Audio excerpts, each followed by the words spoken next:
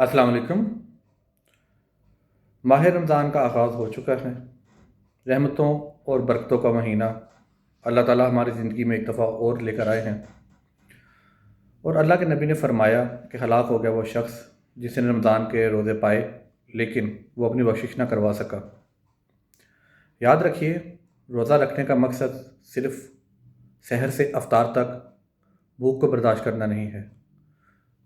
रोज़ा इसका लफ्ज़ी मतलब ढाल है। हमें गुनाहों, बेराह रवियों और अल्लाह की नाफरमानियों से रोज़ा दूर रखने में बहुत मुआवन साबित होता है। और रोज़े का बुनियादी मकसद है सब्र। सब्र क्या है? बर्दाश्त का एक दूसरा नाम है कि हम अल्लाह ताला की राह में अल्लाह ताला के अहकामात के मुताबिक अपनी ज़िंदगियों को इस तरह से ढालते हैं कि तमाम जायज़ काम जो आम हालात में हम करते हैं उनसे हम इज्तनाब करते हैं।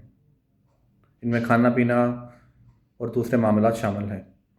और अल्लाह के नबी ने यह भी फ़रमाया कि जिसने रोज़ा रखने के बावजूद झूठ बोलना और गलत अंदाज में गुफ्तगू करना और इस तरह के मामलात से परहेज़ ना किया तो अल्लाह को उसकी भूख प्यास की कोई ज़रूरत नहीं।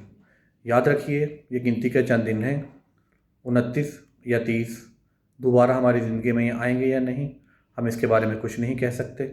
लिहाजा इन मखसूस दिनों को नेमत जानिए, गनीमत जानिए, अल्लाह से माफ़ी तलब करें, ज़्यादा से ज़्यादा इस्तग़फ़ार करें, अपनी ज़िंदगियों को इस्लाम के उसूलों के मुताबिक ढालने की कोशिश करें। और अल्लाह ताला ने जैसा कि बताया है कि रोज़ा मेरे लिए है और मैं ही इसका अजर दूँगा, तो इस चीज़ पर अमल कीजिए। अल्लाह ताला हम सब का हामी और नासर हो। हम सब को रमज़ानुल मुबारक की बरक़ात को समेटने की अल्लाह तौफ़ीक़ अता फ़रमाए और हमको सच्चा और पक्का मुसलमान बनाए। आमीन। अस्सलामु अलैकुम।